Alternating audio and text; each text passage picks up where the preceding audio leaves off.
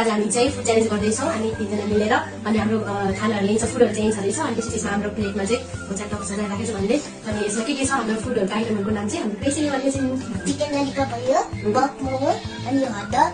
अनि त्यसपछि डोनाट यो केक ओके ल अब यसको चाहिँ के हुन्छ भने चाहिँ हामी चाहिँ सबै पेपरमा किन्छौँ अनि हामीलाई जसले हाल्छ अनि त्यसले चाहिँ नखाने जसले चाहिँ उसले चाहिँ राम्रो मनपर्ने वान बाइट मात्र लिनु पाउने सबै खानु पाउँदैन त्यो वान बाइट ल स्टार्ट आवर गेम छ ल 1 2 3 go scissor paper rock yes हामी चाहिँ के लाग्ने हो नि